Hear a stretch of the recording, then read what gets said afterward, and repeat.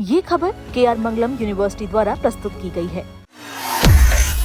भारत और नेपाल के द्विपक्षीय रिश्तों के बीच एक बार फिर एक ऐसा सियासी भूचाल आया है जिसने काठमांडू से लेकर दिल्ली तक हलचल तेज कर दी है। नेपाल के प्रधानमंत्री बालेंद्र शाह के एक बेहद विवादित बयान ने नेपाल की संसद में वो हंगामा खड़ा किया कि दोनों सदनों की कार्यवाही को ठप करना पड़ा। दरअसल रविवार को नेपाल की प्रतिनिधि सभा में सांसदों के तीखे सवालों का जवाब देते हुए पीएम बालेंद्र शाह ने एक ऐसा बयान दिया जिसकी किसी को उम्मीद नहीं थी। उन्होंने सीधे तौर पर ये कहा कि केवल भारत ने ही नेपाल की जमीन पर अतिक्रमण नहीं किया, बल्कि नेपाल ने भी कई जगहों पर भारत की जमीन पर कब्जा कर रखा है। जी हाँ, इस बयान के सामने आते ही नेपाल की राजनीति में हलचल तेज हो गई। विपक्ष ने इसे देश की संप्रभुता, अखंडता और विदेश नीति पर एक बड़ा आघात माना है और पीएम को घेरना शुरू कर दिया।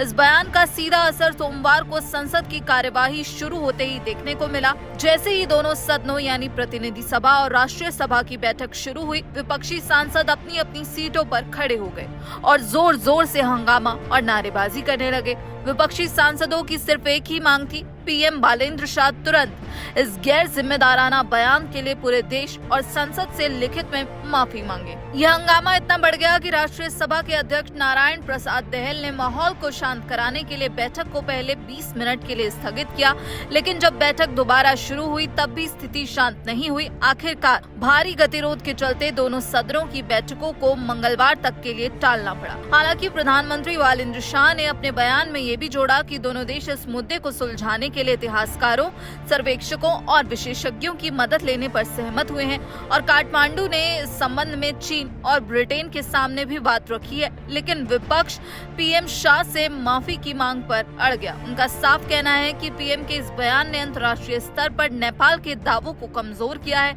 इसलिए बिना माफी के संसद नहीं चलने दी जाएगी। इस पूरे हंगामे के बीच संसद के भीतर एक और बड़ी कार्रवाई हुई। रविवार को प्रतिनिधि सभा में कुछ सांसदों द्वारा किए गए अशोभनीय और घोर आपत्तिजनक व्यवहार को लेकर संसद प्रशासन ने कड़ा रुख अपनाया है। इस अमर्यादित व्यवहार की निष्पक्ष जांच के लिए सचिव प्रकाश अधिकारी के नेतृत्व में एक उच्च स्तरीय संसदीय जांच समिति यानी इन्वेस्टिगेशन कमेटी का गठन कर दिया गया है। संसद की नियमावली के तहत बनी ये कमेटी घटना के हर पहलू की जांच करेगी और इसे रिपोर्ट सौंपने के लिए सिर्फ 7 दिनों का समय दिया गया है। इस रिपोर्ट के आधार पर ही दोषी सांसदों के खिलाफ सख्त अनुशासनात्मक कार्रवाई की सिफारिश की जाएगी। भारत और नेपाल के बीच सदियों पुराना रोटी बेटी और सांस्कृतिक रिश्ता रहा है। पिछले दिनों कस्टम ड्यूटी को लेकर बवाल छिड़ा था।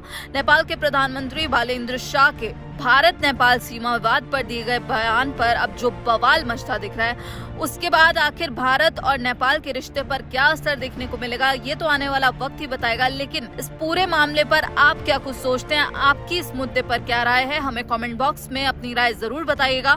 बाकी देश और दुनिया की तमाम बड़ी खबरों के लिए इस वीडियो को लाइक करें, शेयर करें और हमारे चैनल को सब्सक्राइब करना ना भूलें।